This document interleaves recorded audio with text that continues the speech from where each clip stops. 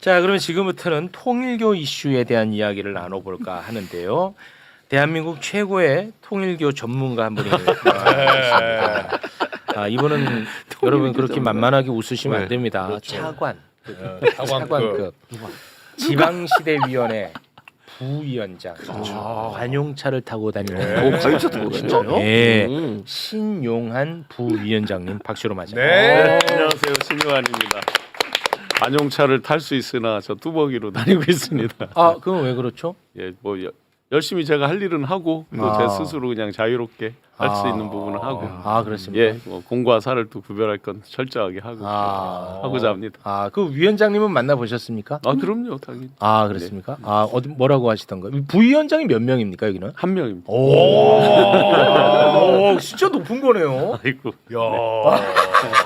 여러 명이면 수석이라고 딱 붙지. 여러 명이면 한 명이니까. 지금 옆에서 씁쓸한 웃음소리 들었어? 씁쓸한 웃음소리. 무슨 소리야? 씁쓸한 웃음소리. 안 됐네. 저 신용환이는 윤석열 캠프에 있었던 사람인데 자리 주고 나는 이재명 아들이었는데 자리 안 주고 씁쓸한 웃음소리. 저도 이거 이어폰이 잘못된 거야 했는데. 씁쓸한 웃음소리. 뭔 소리야? 제 차를 모시겠습니다. 축하의 메시지 한번 날려주시기 축하해요. 난 몰랐어. 오늘 처음 들었어. 흰 교수가 하는 거 축하드립니다. 표정 관리 안 나중에 되죠? 같이 태워줘. 그렇습니다. 네. 자, 통일교 이슈 때문에 저희가 바쁜 신용환 부위원장님을 모셨습니다.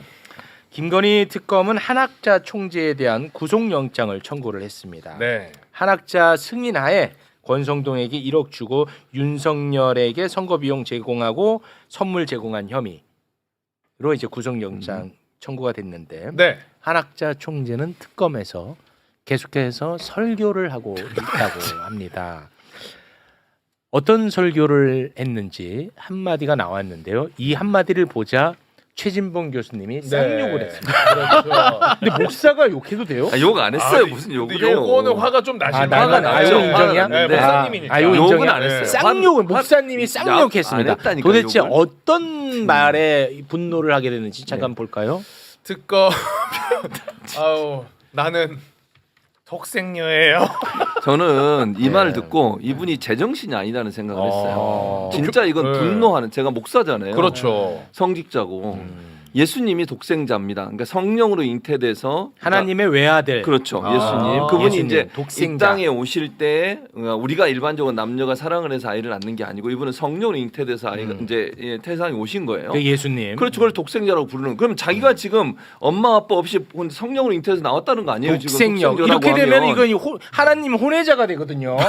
이렇게 되면 아니 맞잖아요. 보세요. 아니 그러니까 그만큼 잘못된 발언이라는 아니, 얘기를 그러니까 말이 안 돼요. 한다. 아니, 이거 하나님 한학자- 혼외자라는 얘기가 된다. 아니 내 주장이 나 아니고 진짜 논리적으로 한학자가 얘기하는 거예요. 하나님 혼외자라니 이게 말이 돼? 아니 그러니까 잘못된 잘못된 거예요. 맞아요. 그래서 내가 이제 나무위키 이런 거 찾아봤어요. 한학자 씨가 부모가 누군지. 근데 거기에 이름이 나와요. 그 엄마 이름이 홍순애 씨로 나오는데 그럼 만약 엄마가 있으면 아빠도 있는 거잖아요. 이 사람은 거기서 태어난 사람이 무슨 독생녀야. 아버지 이름은 뭐야? 안 나왔어요. 거기. 하나님으로 돼 있으면 이거 제정신이야. 밝혀내야지. 아니 이 사람이 원래 아니, 그러면 고향이 꼬인다니까. 아니야 거기 없다니까 정보를 찾아봤는데 확인하고 야, 오셨어야지. 생각해보세요. 이게 이분이 보니까 그 나무위키에는 그렇게 돼 있어요. 북한에 있다가 내려왔는데 엄마하고 둘이만 내려온 것 같아요. 그러다 보니까 이제 아빠 이름이 없는 것 같은데 네. 제가 볼 때는 한학자 씨가 예를 들어서 정말로 하나님의 능력을 갖고 있는 사람이라면 이렇게 행동할 수도 없을 뿐만 아니라 지금까지 그 사람의 행동을 보면 그런 모습이 아니에요. 거기 보면 17살 때 그 만나가지고 결혼을 했다고 돼 있더라고요. 그 누구야 문선명 씨를. 근데 이 사람이 지금 자기가 하나님이라고 주장하는 게 얼마나 얼토당토한 얘기입니까? 네. 이건 정말 하나님 모독이에요. 제가 너무 화가 나고요. 저 뭐야 통일교야? 저 왜 가? 불편한가 봐. 아니 저 통일교네 저. 야너저 통일교 저 갑자기 살을 떠버리네. 아니 근데 저는 목사로서 너무 이 사람은 죄인이고요. 이 사람은 나중에 뭐 천국 갈지 지옥 갈지 잘 모르겠지만 제가 그냥 개인적으로 생각하면 정통 기독교에서 이단으로 명시했잖아요. 통일교를. 하나님이 아닌 사람이 하나님이라고 주장하는 건 지옥 가는 일이에요. 그런 사람이 뭔 독생녀라는 주장을 하는 거예요 대체.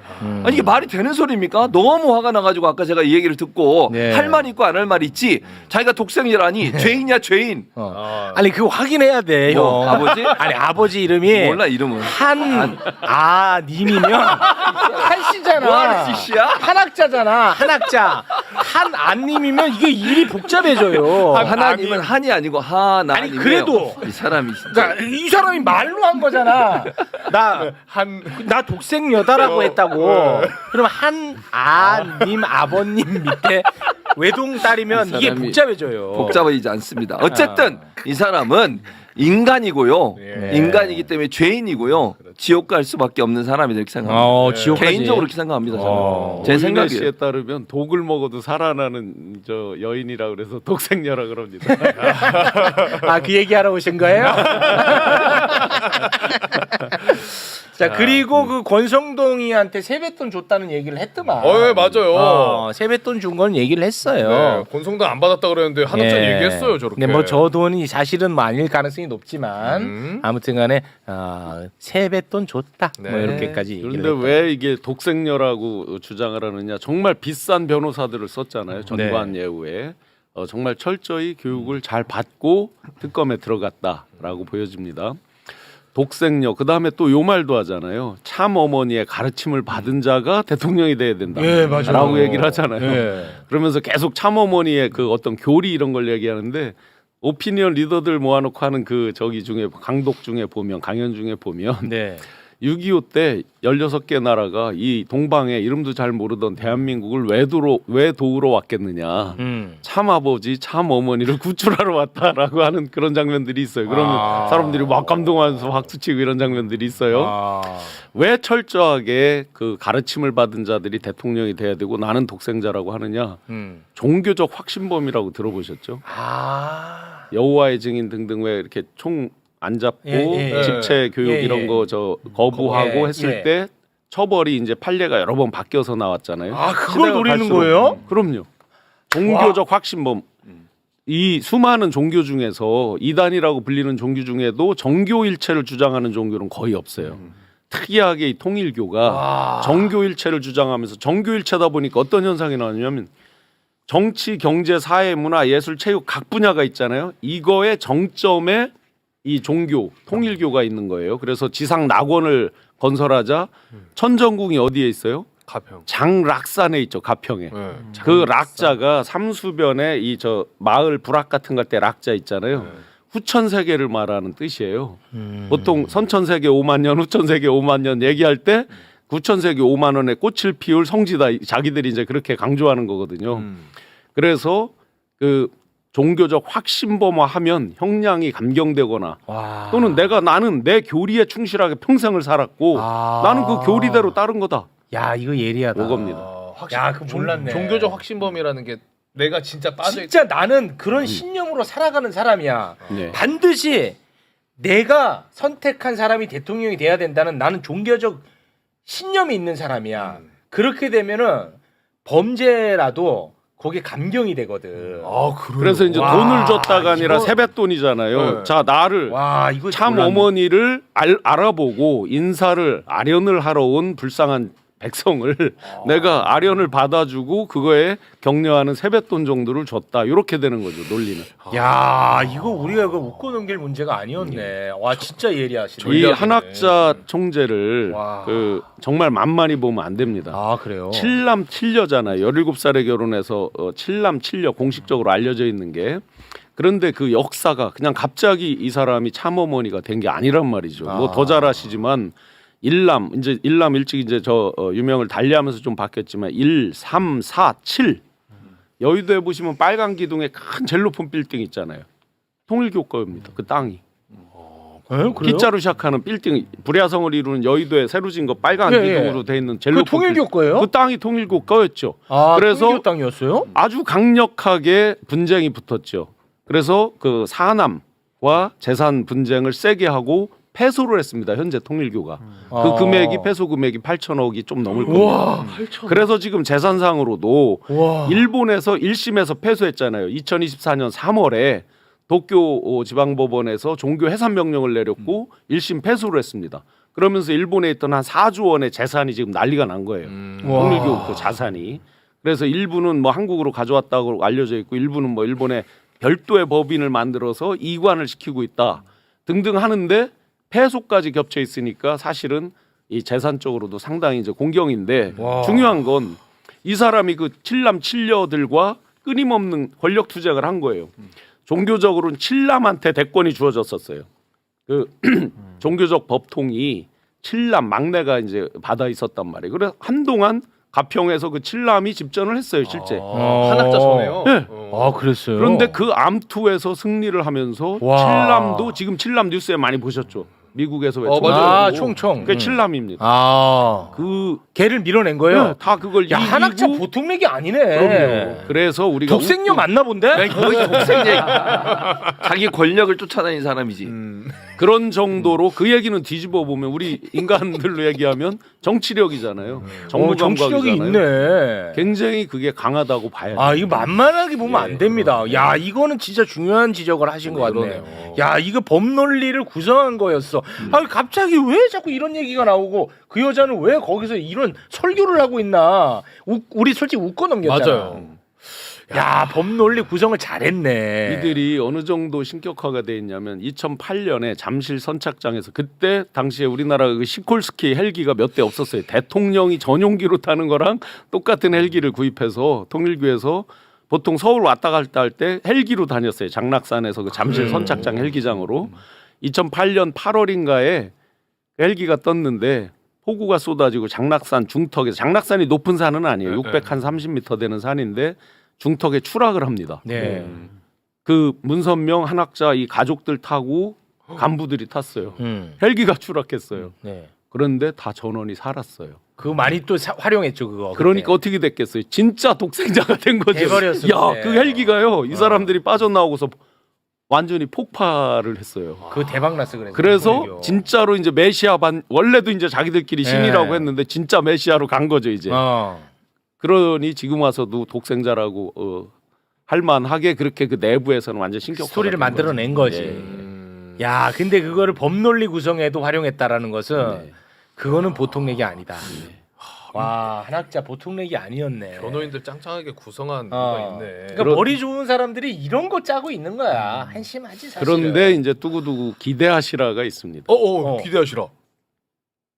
내란 특검에서 이거는 이제 저기랑 좀 다른 거죠. 내란 특검에서의 휴대폰 포렌식이 있고 네. 그런 거에서 누구랑 뭐를 했을지를 아무도 몰라요. 포렌식에 지금 백업 서버가 성공했잖아요. 네. 그래서 여기서 누구랑 뒤에 뒷수습 과정에서 별의별 통화를 다 할 거 아니에요. 앞에 내란 전까지도 그랬지만 이틀마다 엎어 쓴다고 생각하고 별의별 통화를 다 했을 거란 말이에요. 그때 오히려 더 많이 그런 했을 수 있어. 과정에서의 이런저런 거 덮는 얘기들이 수도 없이 있을 수 있고 네. 그다음에 비서실장인 정원주 씨 제가 말씀드렸잖아요. 헤어하던 분이라고. 예, 이번에 구속영장 청구됐습니다. 네. 그러면 윤영호, 정원주 라이벌 관계란 말이에요. 네. 그러니까 이 사람들이 일종의 A팀, B팀이라고 보면 왜 비포 애프터 사진 찍어놓고 문자 보내잖아요. 네. 확인 사살도 하잖아요. 네. 이번 건은 약소하지만 후보님을 위해서 귀하게 써달라고 하면서 왕자 그려진 거 준 거 아니에요. 네. 그럼 정원주 씨도 마찬가지죠. 왜냐하면 서로 파벌 중에서 금고에서 돈이 나가면 이 돈이 누가 어떻게 해서 썼을까 이런 것들을 서로 의심하고 배달 사고가 날까 봐 의심하고 막 하기 때문에 다 기록을 남기는 거죠. 네. 자, 그럼 권성동 의원한테 나간 돈은 아마도 정원주 씨가 큰 금고를 관리했다라고 알려져 있거든요. 그러면 정원주 씨가 역시나 똑같이 윤 본부장처럼 기록을 남겨놨을 확률이 꽤 높습니다. 네. 정원주 씨가. 예. 왜냐하면 서로 의심하고 만약에요. 그게 진짜 윤영호 본부장이 준 게 1억이잖아요. 그런데 하물며 참 어머니를 직접 마련하는데 1억보다 밑에는 아닐 거 아니에요. 말이 안 되지. 그렇죠. 네, 그러니까 그럼 큰 돈이 나가잖아요. 네. 나갔는데 나중에 장부가 안 맞아 만약에. 어. 그러면 누군가 이 중에서 슈킹한 사람 있는 거 아니야? 배달 사고 낸 사람 있는 거 아니야? 할까봐 이 정원주 씨도 아마도 다 기록을 남겨놨을 거다. 알겠습니다. 우리 신인규 변호사가 가려고 조금 들썩들썩 하는데 가기 전에 요거 하나만 여쭤보겠습니다. 김건희 특검이 국민의힘 당원 명부 데이터베이스를 관리하는 업체를 압수수색을 해버렸습니다. 네. 거기에서 통일교인으로 추정되는 명부 12만 명. 와, 이거 확보했다는 건데. 와, 이거 난리 났어요. 그러니까 어마어마한 숫자고 결국에는 그것 때문에 국민의힘이 지금까지 이 적법한 영장에 대해서 계속 저항을 했던 건데 네. 결국 이제 이거는 뭐 돈만의 거래로 끝날 것이 아니라 그러니까 뇌물로만 끝날 것이 아니라 민주주의에 대한 그러니까 정당 민주주의를 훼손한 이 부분까지도 이제는 거의 이제 기정사실로 다 드러날 거기 때문에 네. 저는 뭐 한학자 총재 당연히 이거는 몰랐다고 할 수가 없을 것이고 와. 전 뭐 중형이 불가피하지 않은가 그리고 국민의힘도 거의 이거는 뭐 해산에 준하는 아마 이제 그런 국민적 인식과 또 판결이 나오지 않을까 싶습니다. 이 너무 많은 거 아니에요? 너무 심각하죠. 이게 아마 농담이지만 종교들 간에도 라이벌 의식이 있었는가 봐요. 2021년도에 그 10월에 왜 38만 명에서 한 달 만에 57만 명으로 확 늘어날 때 있잖아요. 네. 네. 그때 썰이 신천지에서 11만 명이 들어왔다고 그랬거든요. 신천지? 그래서 지금 통일교 보니까 11만, 12만 하고 있잖아요 지금. 네. 그래서 아 종교 간에도 이거 서로 막 숫자 전쟁을 하나 이렇게 이제 그러니까 이게 대선 때도 한번 이건 수사를 해봐야 되는 거고 그때 당 대표가 이준석 지금 의원이에요. 네. 그때 당 대표가 그때 뭐 당비 납부 당원이다 이래가지고 1,000원짜리 당원들 막 늘렸거든요. 그러니까 그것까지도 한번 좀 열어놓고 네. 한번 들여다볼 필요가 있다. 더군다나 실제로 이제 영향을 미쳤다는 걸 우리가 다 봐왔잖아요. 홍준표, 윤석열 두 사람이 팽팽하게 붙었을 때 네. 일반에서는 10.6 정도로 홍준표 후보가 이겼는데 네. 당원에서 압도적으로 지면서 그렇습니다. 압도적으로 졌단 말이에요. 맞습니다. 요번에 김문수, 장동혁 어떻게 됐습니까? 숫자는 다르지만 패턴은 똑같습니다. 일반에서는 김문수 후보가 이기고 당원에서 저 장동혁 후보가 압도적으로 이기면서 뒤집어진 거죠. 네. 패턴은 똑같아요. 여전히 집단적인 힘으로 후보를 만들 수 있다. 아, 이 진짜 이거 무서워. 이거 어디까지가 이게 엉망진창 망가졌는지 앉아 있어. 국민의힘. 네, 고맙습니다. 네. 결국은 다 가고 국민의힘 2명 남았는데 국민의힘 출신도 다 가는군요. 네. 고맙습니다. 야, 특검 셉니다. 구속영장이 날아갑니다. 아, 특검 셉니다. 김건희 특검 한학자 총재 구속영장 청구 혐의 부인 결정타라고 되어 있습니다. 소제목 보시면 정치자금법 위반, 예. 청탁금지법 위반 등의 혐의고 증거인멸의 우려가 있다. 아, 혐의가 많더라고요. 예. 그러니까. 83살인데 예. 구속영장 칩니다. 네. 이거. 왜냐면 어저께도 저희가 이제 말씀드렸잖아요. 9시간 반을 조사를 했는데 조사 다 받고 나왔잖아요. 예. 네. 그런 거 보면은 구치소에서 건강관리 잘 받으면 나쁘지 않다. 할 수 있을 것 같다. 한학자 씨 화이팅 뭐 이런 얘기잖아요. 지금. 예, 아니, 예. 그리고 나와서도 되게 정쟁 물론 휠체어를 타고 나오긴 했지만 목소리에 힘이 있었습니다. 힘이 있어요. 내가 왜 그래야 됩니까? 라고 얘기했죠. 아니야! 이러고. 아니야! 까랑까랑 먹었다. 네. 네. 목소리에 힘이 느껴졌어요. 네. 역시 산삼입니다. 역시. 가루. 네, 가루. 신비의 가루죠. 예, 예. 지금 뭐 김건희 아파가지고 병원 갔다면서요? 네. 가루 넣어주시면 됩니다. 깔끔하게 해결되는 거예요. 가루면 예. 됩니다. 아, 그럼요. 그러니까 그만큼 지금 특검에서도 혐의점이 또렷하고 네. 어저께 조사를 해봤는데 전부 부인한다. 그러면 이거는 그냥 증거인멸로 가는 직행 열차라고 이제 판단하는 거고 네. 조사 어저께 하고 바로 영장을 쳤다는 거는 사실 구속영장이 이미 써놨다는 얘기죠. 그렇죠. 어저께 조사는 형식상의 조사로 맞춰서 와가지고 뭐 얘기하는 거 보니까 이 사람 안 되겠네. 바로 쳐. 라고 하는 걸 거고 네. 그리고 그동안 국민의힘을 비롯해서 극우 진영에서 내내 떠들었던 거, 뭐 종교 탄압이다, 뭐 미국까지 나와가지고 예. 이렇게 교회를 탄압한다, 뭐 난리쳤던 거, 예. 특검이 콧등으로도 안 들었던 겁니다. 맞습니다. 싼소리 하지 말고 우리는 우리의 수사를 한다. 네. 필요하면 영장 치는 거지. 이게 뭐가 문제야? 법원에서 발부 받으면 구속되는 거예요. 네. 깔끔하게 가는 겁니다. 통일교회 어떻게 보면 창립 이래 최대 위기. 그렇습니다. 그야말로 예. 50년대 이래의 최대 위기에 직면하는 상황으로 간다. 자, 그러면 한학자가 들어가기 전에 변호인단에서 네. 전략을 짰을 거 아니에요. 그렇죠. 총재님 어느 정도는 인정하고 해야 구속도 안 되고 네. 우리까지 오는 선을 끊을 수가 있습니다. 그렇지. 라고 전략을 짠 사람도 있을 거고 예. 우리가 안 했는데 계기세요! 라고 얘기한 사람들도 있을 텐데 네. 결국 후자가 승리한 것처럼 보이죠. 지금 보니까. 아니 사실 김건희랑 윤석열 하는 걸 보면 네. 변호인이 얼마나 좋은 사람이 붙는지는 별로 중요하지 않다. 맞아. 결국 클라이언트의 의지야. 예, 맞아요. 제가 또 재판 많이 받아봤잖아요. 그러니까 전략과 조언을 아무리 얘기해줘봤자 지가 말을- 들어가서 죄를 뉘우치지 않아. 말을 진짜 들어야지. 네. 말을 들어야 돼. 말을 예. 들어야 돼. 네. 변호인을 쓰는 모든 피고인 여러분, 네. 변호사의 말을 들으세요. 그러니까요. 변호사의 말을 들어야 돼. 어. 네가 아무리 잘난 척을 하면 네가 뭐 대학 교수 출신이고 네가 뭐 다 고위공무원 필요 출신이고 다 필요 없습니다. 예. 형사 재판을 많이 해본 그 변호사, 당신이 돈 써서 부른 그 변호사, 네. 그 사람의 말을 들어야 돼요. 그렇습니다. 나도 그래서 20몇 건 해가지고 3건 이겼습니다 지금. 20몇 아니, 건 중에. 더글로리 하도영의 명언이 있습니다. 뭐라 그랬죠? 살면서 아끼지 말아야 할 돈이 변호사 돈이다. 아니, 맞아요. 아낌없이 쓰고 말을 안 들으면 병신인 거지. 돈은 돈대로 쓰고 내 죄는 제대로 알리고 있는 맞습니다. 그런 상황이다. 그러면 지금 이 20개 상황에서 네. 정도 되면 근데 네. 너무 많이 쓰면 안 됩니다. 아니 근데 엄청 단계별로 돈이 다르더만요. 네. 그러니까 왜 그 조사를 안 받고 수사가 끝난다. 그러면 뭐 그렇지. 10억 뭐 그렇지. 이런 식으로 아예 딱 갈려 그 제가 있던데요. 생각할 때 구광수 예. 그 나왔잖아. 보너스가 10억이라며. 그런 식으로 아마 조건을 걸었을 거예요. 그럼 김호수는 첩자였을까요? 김호수는 들어가 있잖아. 검찰총장. 예. 김호수는 들어가 있거든. 네. 이건 내가 생각할 때 김호수 정말 나빠. 내가 조언하는 거 안 들을 거 알고 들어간 거야. 그치? 그 돈은 돈대로 받고. 그렇죠. 어. 김문수 입장에서는 뭐 그러니까 그때 전력을 짤 거 아닙니까? 네. 승리 수당을 많이 받을 것이냐? 어. 착수금을 많이 받을 것이냐? 그렇죠. 이거 계약금입니다. 착수금입니다. 착수야, 착수. 100% 착수입니다. 네, 이거는. 김호수는 착수금, 네. 오광수는 뭐 승리 보상금입니다. 예. 잘못 짠 거예요. 축입니다. 그렇습니다. 네, 쉽지 않은 상황이고. 다시 그러니까 말씀드리면 한학적 총재님은 지금이라도 박지훈 변호사 선임하는 것이 구속은 면할 수 있다. 그렇지. 요거는 얘기하셔야 돼요. 이렇게 하면 끝나는 그럼 분명 겁니다. 옆에서 할매요. 그러시 알고 잡혀가. 통일부에서 사람 나오고 잡아가. 끌려가면서도 내가 뭐 잘못했습니까? 할머니 맞잖아 얘. 네. 우리 할머니보다 나이 많은데. 있어요. 이렇게 갈 수 있습니다. 네. 근데 이제 어쨌든 요게 상징하는 바는 굉장히 중요해요. 네. 특검 입장에서는 저희가 어저께도 말씀드렸지만 결국 대열을 낚아야 됩니다.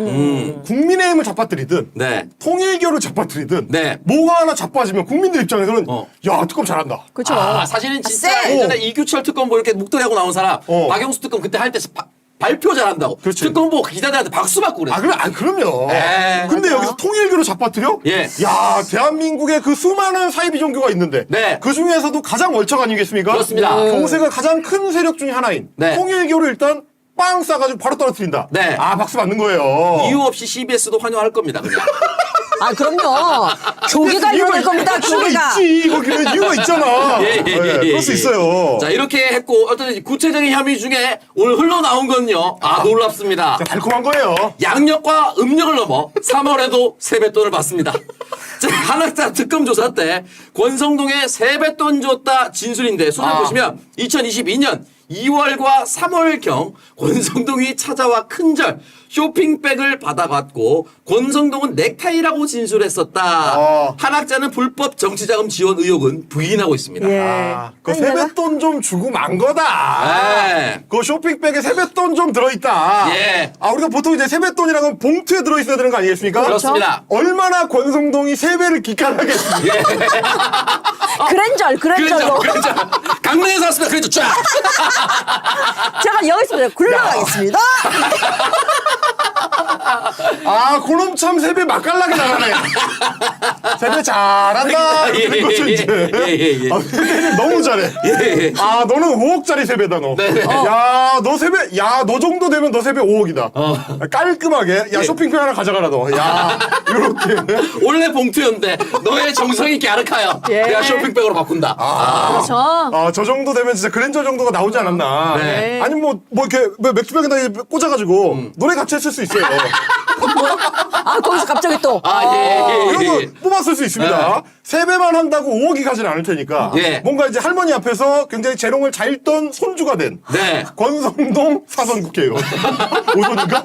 오선이죠. 20년을 국회의원을 했지. 야. 그때만큼 진정성 있는 경우는 없었을 거예요. 세배 한 방에 5억을 태우는데 예. 기가 막힌 거죠. 아니 뭐 이승기의 누난 내 여자라니까 이런 거 부를 수도 있죠. 총재님 앞에서 나를 동생으로만 그냥 정동으로만 까본다고 하지만 누난 내게 여자야라고 했을 수도 있죠. 내 총재 내 여자니까라고 하면은 또 봉투가 날라올 수가 있다. 뭐 할 수 있는 거다. 1억이 들어온다고 하면 나도 다 할 수 있습니다. 예. 할 수 있죠. 뭐라도 할 수 할 수 있죠. 있죠, 할 수 있죠. 할 수 있습니다. 여러분 쇼핑백이냐 봉투냐가 달라지는데. 달라진다고 하면 다 시키면 다 할 수 있죠. 얼마든지 할 수 있죠. 네. 윤석열 성대모사 10시간 할 수 있습니다. 쇼핑백 금액만 확인되면 할 수 있습니다. 들어있는 건 본다며. 예. 자, 요거는 진짜 굉장히 깔끔한 증언이에요. 음. 본인 딴에는 별거 아니었다라고 부정을 하고 싶었던 모양인데, 네. 그러니까 뭐 보도 내용에는 충분히 들어있지는 않습니다. 네. 근데 가서 물어봤을 때 처음엔 부정했을 거 아니에요? 그렇죠. 쇼핑백 줬습니까? 했는데 쇼핑백 안 줬다고 했거나 돈을 안 줬다고 했거나 뭔가 부정하는 멘트를 했으니까 거기서 특검이 결정적인 증거를 쳤겠죠. 그렇죠. 그러니까 그냥 세뱃돈으로 준 거예요. 요게 그러니까 티키타카가 이렇게 돼야 돼. 근데 앞에 붙었으면 좋겠다. 어. 넥타이는 아니고 이랬으면 좋겠다. 넥타이를 왜 줍니까? 이랬을 수 있는데 요건 추측이고. 아, 이렇게 되는 거야. 네. 그러니까 어쨌든지 간에 돈이 갔다. 네. 그리고 내가 줬다까지 확인된 거잖아. 그럼 법원 입장에서 봤을 때는 아, 쇼핑백에다가 돈을 담아가지고 줬어를 본인이 자백한 거 아닙니까? 예. 그러면 이거는 중대 사유가 되죠. 맞습니다. 그리고 그 돈을 받아간 게 정말 꽃가운 입고 온 권성동 어린이가 아니고 5선 국회의원입니다. 윤핵관 국회의원이 와가지고 세배하고 5억을 받아갔으면 법원에서 봤을 때 야, 좀 넉넉하게 주셨네. 이러고 말 게 아니잖아요? 그거야말로 불법 정치자금이라는 게 너무 또렷하니까 구속이거든요. 네. 구속 가는 거예요. 어머니 지금 잘 생각하셔야 돼. 참어머니. 지네 집에 갔을 때 통일교회 갔을 때나 참어머니지 법원 입장에서 봤을 때는 네. 사이비 교주가 국회의원을 매수해가지고 정치 개입을 하려고 야. 한 겁니다. 그렇습니다. 예, 그렇죠. 이권에 개입했죠. 딱 떨어지는 중범죄예요. 예. 그냥 빵에 가시는 거야. 생각 잘해야 돼. 그렇습니다. 아이 그거 그렇게 안 돼요. 네. 자, 그래서 김호수의 활약이 앞으로도 펼쳐질지 착수국만 보고 빠질지는 봐야 됩니다. 아, 그렇죠. 네, 어쨌든 지금까지 착수국은 성공했어요. 아, 그러니까 이게 너무 웃긴 게 뭐냐면 네. 하나하나 그 까질 때마다 통일교의 어떤 배포라고 할지 통일교의 어떤 의전의 질이라고 할지 이런 게 조금씩 나오는데 네. 약간 찔끔찔끔 흘려주다가 얘가 좀 물렸다 싶으면 탁 채거든요. 예. 근데 이거 탁 칠 때 되게 세게 밀어. 우리 좀 갑자기 권성동을 쓱쓱쓱 하다가 이 새끼 물었다. 그러니까 1억을 그냥 빵! 하잖아. 네. 이런 것처럼 네. 의전에 있어서는 얼마나 이 통일교가 로비에 특화된 조직인지를 알 수 있는 게, 야, 오늘 윤영호의 공소장 내용이 추가로 공개됐는데, 한겨레거든요. 네. 1억 원을 권성동한테 줄 때, 그냥 생돈 1억 묶어가지고 이렇게, 아이고, 촌스럽게 안 줍니다. 사실 관봉권만 나왔을 때도 흠칫 놀랐지만 예. 그 이상이었어. 그 관봉권, 그냥 그 뭐 비닐팩으로 돼 있는 그 상태로 주면 사람 정이 없어요. 예, 매력이 없어. 그냥 주지 않습니다. 약간 예. 놀라지만 빨간 봉투 줄까 파란 봉투 줄까 이런 게 있다고. 네. 성동아 왕자 받아라 갑니다. 권성동에 간 통일교 1억 원, 절반 5천만 원에는 왕 표시라고 되어 있습니다. 이거는 100% 윤석열의 목정황이다라고 되어 있습니다. 5천만 원의 쇼핑백 2개에 나눠서 비단으로 포장했고 한쪽에만 임금 왕자 표시한 놀이개가 달렸다. 그러니까 저 임금 왕자 표시된 게 파란 봉투였다는 거죠. 그리고 아니 그냥 일반 돈이 들어있던 게 이젠 그 빨간 봉투였고. 그렇지. 그래서 예. 그걸 기억합니다. 그건 너 먹고 이 5천은 이거 후보님 갖다 드려. 네. 추측이 충분히 가능하죠. 네, 명확하게 표시를 한 거잖아요. 맞아요. 아니 우리도 아는데 그걸 법원에서 모르겠어요? 판사들 다 압니다. 알죠. 왕은 근데 네. 저게 그러니까 한창 그 선거가 진행되고 있는 도중이잖아요. 예. 그리고 임금왕자 손바닥에 썼다가 경선 때 난리가 났었던 국면이고. 네. 근데 일부러 저기다가 왕을 자수 놓아져 있는 그 놀이개를 붙여가지고 준다는 거는 예. 야 정말 설계를 진짜 꼼꼼하게 한. 그리고 전 놀이개 안에 녹음기 있었다고 봅니다. 그러니까 놀이개 아무나 그냥 달지 않아요. 내가 놀이개 안에 뭐 하나 녹음기가 들어가 있거나 위치 추적기가 들어가 있거나. 그다음 5천도 김건희 스타일이야. 김건희 스타일이야. 왜? 5를 좋아하거든. 5를 좋아하거든. 숫자 5를 좋아해요. 5를 맞춰준 거야. 100만 원을 안 주고 105만 원을 주거든. 그렇지. 너는 500이구나 나는 5천인데 뭐 이렇게. 너 5도 분명히 맞춰서 준 것이다라고 볼 수가 있습니다. 아니 이게 그러니까 보통이 아닌 게 그러니까 저 윤영호라는 사람이 사실상 통일교의 대표 로비스트잖아. 네. 의전에 있어서는 기깔 나는 거예요. 여사님한테 뭘 줄 때도 이거를 걸어가지고 하잖아요. 그 뭐 6월에 나토 가가지고 뭐 누구한테 빌려서 했다는 이런 얘기가 화제가 되니까 네. 아이 대통령 영부인이 뭘 빌려서 하십니까 그런 거를 저희가 해드릴게요. 예. 이제 그냥 당당하게 하고 다니세요. 라는 멘트와 함께 로비를 하잖아. 그렇지. 으쓱하게. 이게 딱 싹 해서 그 가려운 부분을 싹 긁어주는 거거든. 저는 여사님 그렇게 다니시는 거 못 봅니다. 이런 거잖아. 이거잖아요. 그렇죠. 반대로. 그렇지, 그렇지. 아이, 우리 여사님 같은 분이, 아이고, 왜 빌려가지고 다니셔? 아이, 안 되지, 안 되지. 에이, 나 그런 걸 못 봐. 우리 여사님 그, 당당하게 하고 다니셔. 그렇죠. 반클리프 앤 라펠, 이런 거 너무, 촌스러워요. 이거. 반클리프 앤 라펠 너무 흔해. 네. 이거 루이비통 스피드백 같은 거 아니야, 이거. 대나서나 다 하고 다니면 이런 거 하시면 안 돼. 예. 나 그거 없는데. 그래프로 그냥. 뒷깔나는 거. 예. 못 들어보셨지? 그래프, 이게 가격 똑같습니다. 아. 이렇게 가는 거거든. 예. 약간 그걸 딱 맞춤형으로 뭔가를 한다라는 느낌을 확 준단 말이에요. 네. 맞아요. 그리고 주면서도 여사님 건강이 안 좋으시다고 하니까 그 가루. 천수삼가루? 천수삼가루 싹 섞어가지고 그게 이제 사람 그치. 민망하지 않게. 그렇지. 선물을 할 때도 네. 핑계는 천수삼가루예요. 맞아요. 이거 몸이 안 좋으시다 그래서 저게 좀 준비를 해봤습니다. 하는 김에 네. 6천짜리 요거 그래프 이렇게 써. 그렇지, 그렇지. 예. 사실 이 의전이 진짜 네. 설계를 잘해요.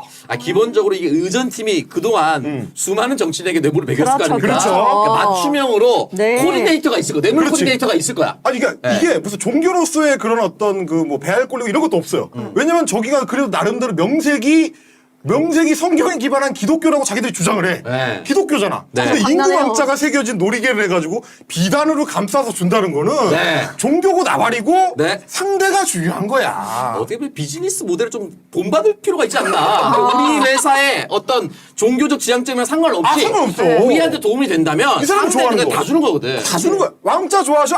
왕자 이렇게 해가지고 비단에 이렇게 싹 기깔나게 그냥. 저희 막 박스에다 주지 않습니다. 예.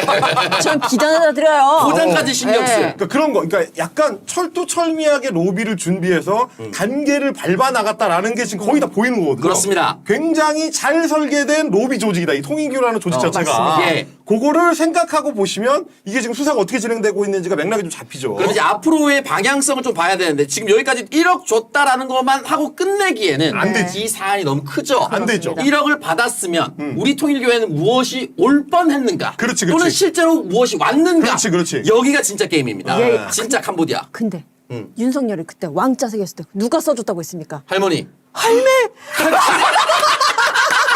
학자 할머니가 직접 통일교 총재가 직접 쫙쫙쫙쫙 이렇게 난 아까부터 소름이 돋아 있었다. 이거. 이것도 진짜 놀랍네. 이거 심상치 않은데. 학자 할머니가 직접 왕자를 새겨줬다.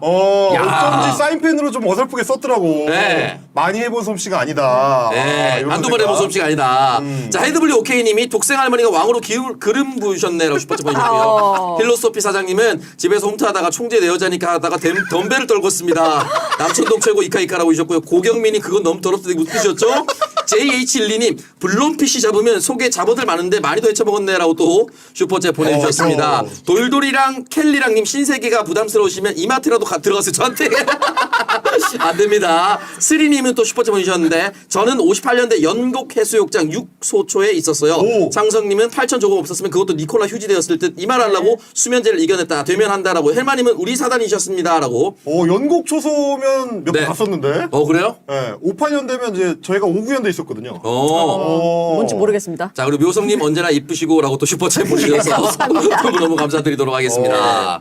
자, 그럼 하나만 더 가볼까요? 우리 리박스쿨 얘기를 했었습니다. 예. 지난 대선 때 뜨겁게 달아올랐어요. 그러니까 사실 저희가 네. 지금 이제 그 특검 내용을 쭉 중계를 해드리지만 한학자 씨처럼 저렇게 얘기하면 구속됩니다. 예. 거의 모범 답안이에요. 네. 내가 돈은 줬다. 네. 하지만 세뱃돈이었다.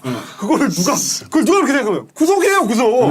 저 멘트 자체가 거의 구속성 멘트야. 그렇습니다. 근데 최근에 구속되는 사람들을 보면 대부분 자기 부덤을 자기가 파는 중입니다. 네. 예를 들면 그 리박스쿨의 대표 같은 경우 여러분 거의 형사법 교과서에 나가야 될 정도로 네. 이렇게 얘기를 하면 구속됩니다. 네. 예. 거의 샘플 같은 얘기를 했거든요. 예. 요런 얘기입니다. 자, 단독 경찰 리박스쿨 손효숙 대표 채팅방 폭파 지시 오늘 영장 심사인데요. 극우 성향의 역사교육단체 리박스쿨 손효숙 대표가 공직선거법 위반 혐의와 관련해 각종 증거인멸을 시도한 것으로 경찰은 보고 자, 있습니다. 증거인멸 시도를 지금 보고 있습니다. 자, 손 대표 측은 MBC 뭐라고 했냐면 채팅방을 폭파하라고 지시한 사실이 없고 자유민주당 PC도 오래돼서 교체했을 뿐이다. 경찰의 증거인멸 윤석열 주장은 터무니없다라고 이야기를 했습니다. 두 가지가 다 들어있죠. 예. 자, 채팅방 폭파된 거 맞구나. 그 다음에 PC 교체한 거 맞구나. 네. 인정이에요. 그렇습니다. PC는 오래돼서 바꿀 때가 돼서 바꿨습니다. 채팅방은 지가 알아서 폭파됐어요. 예. 이걸로 한번 판사 앞에 가서 얘기를 해보십시오. 판사가 뭐라고 생각하는지. 당신이 한 얘기가 거의 그대로 자백입니다, 지금. 네. 법원에 가면 인정이 될 거고요. 그러니까 맥락을 잘 보셔야 돼. 어차피 구속될 사람들은 갑니다, 이제. 뭐 리박스콜 결과가 어떻게 나오는지 모르겠지만. 아니 무조건 100%입니다. 여기. 저 멘트는 그냥 구속이에요. 네. 예. 그리고 이제 뭐 통일교 아까 얘기도 했지만 오늘 통일교의 그 비서실장 정원주라는 이름. 네. 남천동 보신 분들은 정원주라는 이름 들어보셨을 거예요. 다른 매체에 안 나올 때 저희가 소개한 적이 있습니다. 그때 뭐로 소개를 했느냐? 신라보석 대표. 아, 예. 기억하실 거예요. 그 통일교의 보석 로비의 창구. 기억납니다. 그 사람이 거의 그 창구 역할을 했다. 네. 그래서 비서실장까지 올라가서 통일교 넘버2가 됐다는 말씀을 드렸는데 그 정원주한테도 오늘 특검이 구속영장 청구를 했습니다. 맞습니다. 지금 로비 루트가 거의 다 파악이 돼 있다는 얘기예요. 예. 비슷한 맥락으로 통일교는 날아갈 위기에 처해버렸다. 아, 보통 그러면 이제 정원주한테 돈을 매겨서 끝까지 입을 다물어라고 할 텐데. 아, 그렇죠. 지금 윤영호 다루는 거 보니까 바로 다 쳐냈을 가능성이 아, 있습니다. 그렇죠. 그럼 정원주 들어가자마자 뇌물 코디네이터로서 다 얘기하겠죠. 아, 그렇죠. 요 보석 시켜서 했습니다. 라고 하면은 구속영장은 나올 수밖에 없을 것이다 말씀드리면서 이번 주 가장 핫한 조희대 대법원장에 대해서 각자 하실 말씀 하신다면 교수님.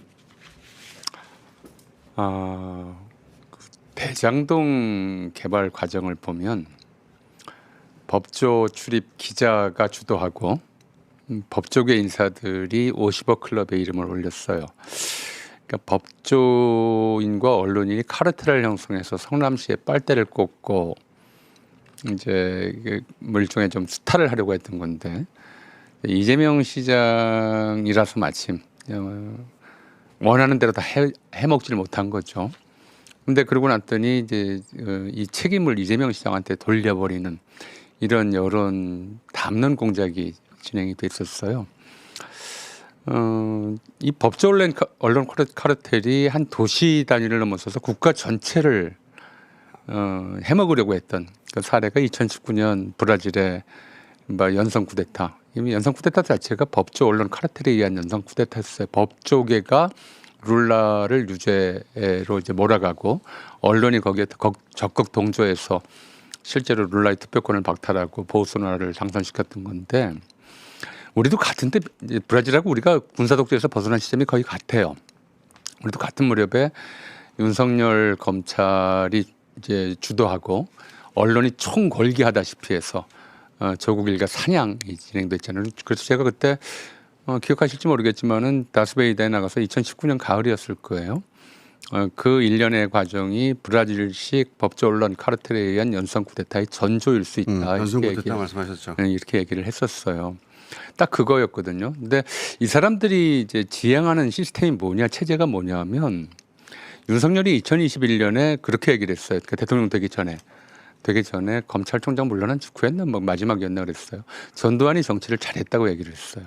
했죠. 전두환이 정치를 잘했다라고 얘기하는 건 뭐였냐면 이 사람 전두환 정치의 특징이 뭐냐면은 군부 그리고 이제 관료 집단 그다음에 판검사, 언론 이런 것들을 전부 장악하고 또는 그들을 기반해서 특권 세력을 구축해놓고 국민 기본 주권을 완전히 짓밟았던 그런 시스템이거든요. 그러니까 윤석열의 이래 올바른 정치에 대한 인식은 바로 이 전두환식 특권 귀족주의예요.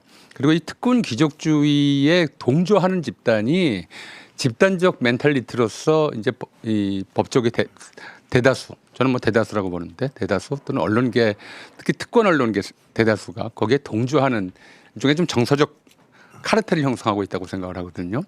그러니까 이런 게 이제 조희대뿐만 아니라 조희대에 동조했던 10명의 대법관 그리고 이번에 법관회의에서 내려던 결론 전반적으로 보면은 이제 우리 사법부 전체가 이런 좀 그 전두환 추종, 귀족주의 추종 여기에 가깝게 경도돼 있어서 이 사람 조희대와 윤석열의 커넥션이 언제 형성되는지를 따지는 건 사실 좀 무의미하다. 이미 우리가 2019년 그리고 그 이후에 진행된 우리 현대사의 과정을 놓고 최근의 역사의 과정을 놓고 보면 법조 언론 카르텔의 연성 쿠데타 기도는 계속될 것이고 앞으로도 또 여기에는 이제 기본적으로 중요한 문제가 있어요. 뭐냐면 사실은 우리가 법치주의, 언론자유 이런 얘기를 하는 것은 이것이 국민주권주의를 실현하기 위한 방도로서 그 하위 가치로 배치되어 있는 거거든요. 근데 시간이 흐르면서 일부 이제 이 국민주권 의식이 그러니까 군사독재에서 벗어난 시점이 얼마 안 됐다고 말씀드렸습니다만은 국민주권 의식이 강하지 않은 그런 나라들에서는 이 법치주의, 언론자유가 독립해 버려요. 사법부 독립이라는 얘기를 마치 법치가 국민주권과 대등하거나 국민주권주의보다 위에 있다고 생각을 하는 이런 이데올로기를 만들어 버리거든요. 언론자유도 똑같아요. 이게 무슨 국민의 자유가 아니라 언론인들만의 특권으로 이렇게 해석하는 그런 좀 일종의 정서적 공감대가 있거든요. 그러니까 이 사람들이 언론 지형이 바뀌면 그걸 용납을 못하는 거예요. 왜 유튜브 언론이 무슨 우리랑 똑같으냐 이런 식의 특권의식을 그냥 대놓고 표현을 하는 거란 말이에요. 그래서 지금 이제 우리가 아직 이번에 이제 이재명 정부가 국민주권주의를 대단히 강조하고 있는데 국민주권 의식이 확 좀 더 강화되지 않으면 앞으로도 계속해서 이 법치주의, 언론자유가 국민주권 위에 서려고 하는 시도가 계속될 거예요. 그래서 국민주권 의식을 강화하는 게 맞고 법치주의와 언론자유는 국민주권주의의 하위 개념이다. 이거에 대한 좀 인식이 확장돼야 된다고 생각을 해요. 그렇지 않으면 계속 국민주권 위에 있다고 생각하니까 조희대 대법원 그렇죠. 장이 국민들이 뽑아야 할 차기 대권을 자기가 좌지우지하려고 한 거죠. 근데 문제는 조희대 한 사람이 아니라 네. 한국 법관들의 반수 이상 제가 볼 때는 그리고 한국의 조중동을 비롯한 특권 언론의 70-80% 이상이 거기에 동조하고 있어요. 그래서 이걸 좀 이제 이 의식 자체를 우리가 바꿔야 된다. 독생자 독생녀들 투성이에요. 나는 살짝 충격이었어요. 살짝 독생녀는 아니 그 정도 위치에 가신 분이면 그 교리도 교리지만 본인의 안위를 위한 사리 판단도 하실 수 있을 것 같은데 거기서 특검한테 독생녀를 말하면 특검이 어머 참 어머님 할 리가 없잖아요. 아 근데 저는 더 충격이 네. 그런 걸 믿는 사람이 120만 명이라는 데 대해서는 거의 기함할 정도였어요. 그거는 저는 할 말이 없습니다. 종교의 영역은 좀 많이 평가된 거 아닌가? 종교의 영역은 120만 명이 뭐 얼마나 탄탄한 120만 명인지 모르겠지만 어쨌든 명단으로 존재하는 건 120만 명이라고 어우 그래요. 하니까 근데 자기 교리가 모두에게 통하지 않는다 정도는 사리 판단할 수 있잖아요. 그 정도 이 사람 뭐 전체를 보고서 그런 얘기하는 건 아닐 겁니다. 교인들을 보고 하는 얘기가 자기들 신도를 대상으로 하겠죠. 아니 거기 가가지고 나는 독생녀 아닙니다 이렇게 얘기하면 신도들이 뭐가 그 말을 할 필요가 없이 그냥 법 얘기만 하면 되잖아요. 아니에요. 교리 설명을 한참 했다고 하잖아요. 교리 설명을. 제가 예전에 그 담임 재정이 선교회가 있지. 집 옆에 있어서 겪어봤는데 그 신도들을 약간만 그런 부분에 대해서 하자가 생기면은 신도가 빠져나가고 그럼 재산이 줄어들어요. 예. 그러니까 독생녀라는 말은 나오셔서 하시고 그 안에서는 내가 돈을 줬다 안 줬다 요 얘기를 자기한테 플리바게닝 하면서 주긴 줬는데 그럼 나 빼줄 거요? 이런 거 할 수 있어 쓸 법한데 난 그럴 줄 알았거든요. 예전에 JMS가 검찰에 가서 막 울고 질질 짜고 막 살려달라 그래가지고 신도가 엄청 떨어졌다는 거예요. 그러니까 이 한학자는 나름 영업을 한 거예요 열심히. 그렇죠. 예, 자기 신도들 대상으로. 검찰에서도 독생녀라는 사실을 이제 드러낸 정말 독생녀이신 분 이렇게 이제 신조들의 확신을 심어주는 게 이제 검찰하고 딜하는 것보다 더 유리하다고 판단했겠죠. 그렇지만 본인은 못 나오잖아요. 아 그거는 모르죠. 그거는 본인이 이제 엄청나게 비싼 변호사들을 쓰면서 그걸로 해결될 수 있을 거라고 기대할 그 수도 있어요. 변호사들이 아마 조언했을 거거든요. 이렇게 플리바게닝을 하시라고 조언을 해줬을 텐데 하여튼 그 독생자 이론에서 파생된 독생자 이론은 우리나라에밖에 없는 걸로 알고 있는데 창조적입니다. 자 예, 소장님은 조희대 얘기 잠깐 해보면 저는 그 검찰 독재라는 것에 대해서 뭐 다들 알고 계시겠지만 이게 정치 검찰 단독으로 할 수 있는 게 아닙니다. 그렇죠. 반드시 사법부가 있어야 됩니다. 검찰들이 조작 기소하고 억지 기소해도 판사들이 협력을 안 해준다. 다 무죄 때린다 그러면 검찰 독재는 성립할 수 없지 않습니까? 따라서 검찰 독재는 필수적으로 사법부 장악을 하게 돼 있어요. 저도 공감합니다. 네, 그래서 저는 윤석열이 검찰 독재를 꿈꿨기 때문에 집권 이전부터 사법부 장악에 대한 목표를 가지고 있었을 것이다. 그리고 그걸 할 수 있는 인물을 물색했을 텐데 거기에 이제 조희대가 딱이라고 이제 걸린 거죠. 조희대가 윤석열로부터 사법부 장악에 쉽게 하면 역사적 임무를 받고 대법원장 임명된 겁니다. 이때 이미 내란 세력과 한몸이 되었다. 조희대가. 그때. 그리고 조희대가 법원들을 사법부를 장악하면서 완전히 일체화되기 시작했고 그 결과 내란에 직접 가담하는 사법 쿠데타까지 오게 된 것이다라고 봅니다. 그래서 검찰 개혁 지금 화두가 돼 있는데 반드시 사법부 개혁을 같이 해야 검찰 독재를 저는 끝장낼 수 있다고 생각합니다. 그 말씀하시니까 임기 초에 김현장 변호사들 수십 명과 같이 대통령이 술자리를 했다 뭐 이런 이야기가 있었어요. 사실관계가 명확하게 확인이 안 됐는데 그때 이제 같이 나왔던 얘기가 저렇게 해서 법관들을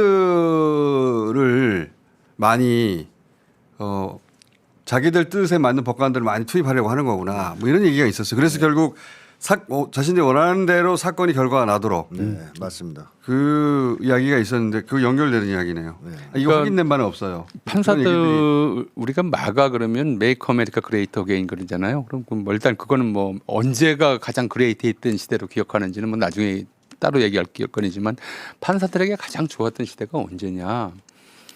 이번에도 대법원에서 그 파기환송하면서 그 사건 기록 하나도 안 읽었잖아요. 읽었다고 하는 증거가 전혀 없잖아요.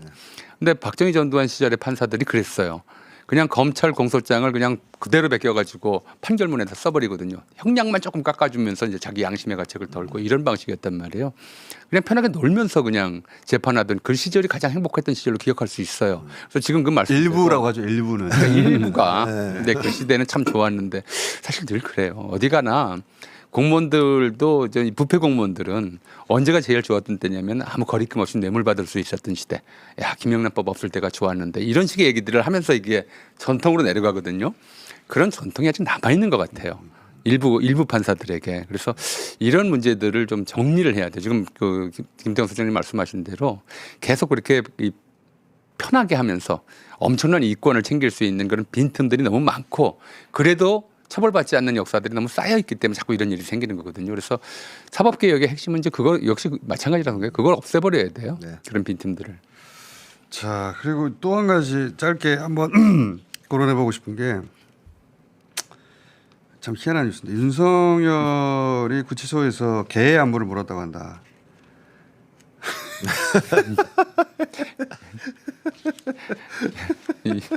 요거는 개 키우시는 우리 김태형 소장님 말씀 좀 뭐 들어봐야 시인님도 돼요. 개를 키우셨지만 이걸 통해서 일단 확인할 수 있는 것은 뭐냐. 그동안 개를 키워왔던 윤석열 부부 사이에서 개를 키웠던 게 윤석열이라는 걸 알 수 있습니다. 개 담당자는 윤석열이었다. 왜냐하면 김건희가 주로 개를 돌봤고 평소에 잘 돌봤다면 윤석열이 개의 안부를 걱정할 이유가 없어요. 어련히 잘 키우고 있겠죠. 근데 자기가 담당했기 때문에 자기가 이제 개를 돌보지 못하게 한 상황이 그게 김건희 구속 이전에 한 얘기예요, 이후에 한 얘기예요. 구속 이후에 한 얘기입니다. 구속돼서 비아폰으로 지금 개 안부를 물었다고 지금 나온 거거든요. 네, 구속된 상태에서. 김건희는 남아 밖에 있고. 네, 김건희가 구속된 이유일 겁니다 아마 이것도. 근데 어쨌든 그러면 이제 누가 딴 사람이 보니까 그렇게 할 얘기할 수 있어요. 근데 어쨌든 자기가 돌보지 못하게 됐을 때 개가 방치될 위험이 개를 있다. 개장이 사랑했을 수 있죠. 개 산책을 본인이 시켰고 개한테 감정이입을 했을 수 있어요. 자, 그다음에 이제 말씀하신 대로 더 중요한 문제가 있습니다. 윤석열이 개에 대해서 동족으로서의 연대감, 동료애를 느끼는 사람이라는 게 문제거든요. 삐 오랜만에 삐. 그 동물농장 옛날에 윤석열 나왔을 때 김건희와 윤석열 개가 있을 때요. 윤석열이 주로 어디에 위치하고 있었느냐를 한번 살펴보시면 김건희 옆에 서 있지 않습니다. 개와 함께 있어요. 앉아 있거나 누워서 김건희 옆에 남편으로 서서 개를 내려다보는 게 아니라 개와 함께 개의 시선으로 주인을 올려다봐요. 개랑 같이. 주인으로. 그러니까 이게 주인을 올려다봐. 이게 완전히 동일시하는 거거든요. 개랑 자기랑. 저도 반려견 키우잖아요. 네.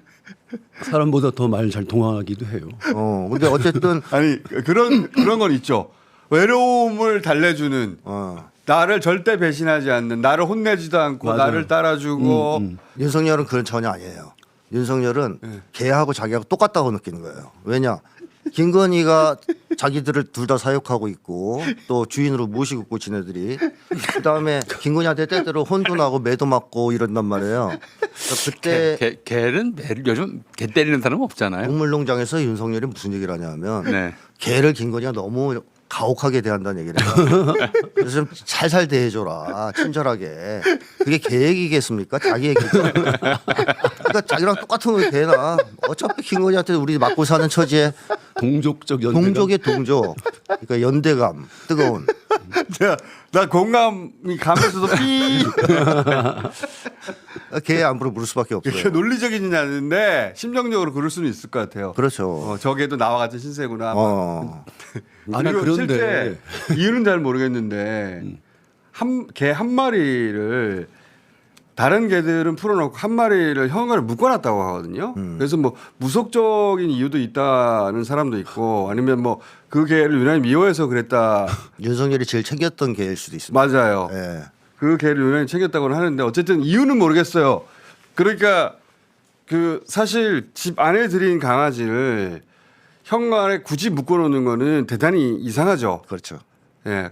만약에 마당이 있고 밖에 키우면 또 모르겠는데 그러니까 그 묶어둔 거는 김건희 씨가 했을 것이고 네. 그 행위를 보아 때로는 강아지 무척 가혹하게 다뤘을 것 그렇습니다. 같다. 그 얘기를 윤석열이 왜 했겠습니까? 그러니까요. 그러니까 윤석열 집안의 개로 가장 좀 잘 알려진 게 이 사과, 파란 사과 앞에 사진 있는 좀 게- 띄워봤어요. 토리. 사진 좀 네. 띄워보세요. 동물농장의 사진인가 하여튼 사진 좀 그게 조선일보에 일반 이제 기사인가? 보세요. 윤석열이 먹이 받아 먹고 있잖아요. 김건희한테.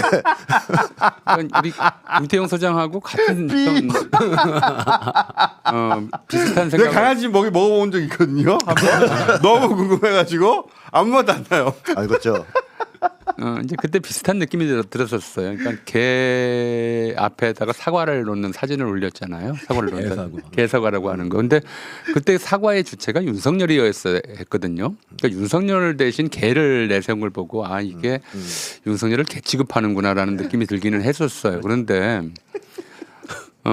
좀 우리가 그런 말을 해요. 그러니까 좀 알고 보면 불쌍하지 않은 사람 없다라는 얘기를 하는데 윤석열과 관련해서 지금까지 나오고 있는 친인척 비리 보통 묶어서 얘기를 해요. 친인척 비리 그러는데 친척 비리는 거의 안 나왔어요. 윤석열 친척 비리는 없어요. 아무것도. 예. 아니 하나 없어. 의심스러운 김건희가 것이 다 해야 김만배가 집 사준 거. 예. 김만배가 그 저 아버지 집이죠. 아버지 집이었고 결국은 윤석열과 윤석열 누이에게 상속될 집을 사준 거 하나만 지금 얘기했을 뿐이지 전부 대통령에 대해서 대통령의 그렇죠. 권력으로 뭘 했다는 게 없어요. 예. 가족들이. 그렇습니다. 친척과 관련해서는 청렴해요. 아니 청렴을 넘어서서 본인은 아닌 것 같아요. 예, 청렴을 넘어서서 예, 못하는 거지. 제가 지금 뉴스를 검색해봤는데 대통령 취임식에 왔었나 어머니랑 누이 동생이? 어머니 많았어요. 예, 이게 이제 아버지는 병석에 있었다 하더라도 그것도 좀 미스테리하죠. 예, 어머니와 어머니가 안 왔다는 거. 어머님이 돌아가시지 않았거든요. 예. 그리고 지금 이 와중에도 김건희는 뭐 50만 원 영치금, 누이가 뭐 150만 원인가요?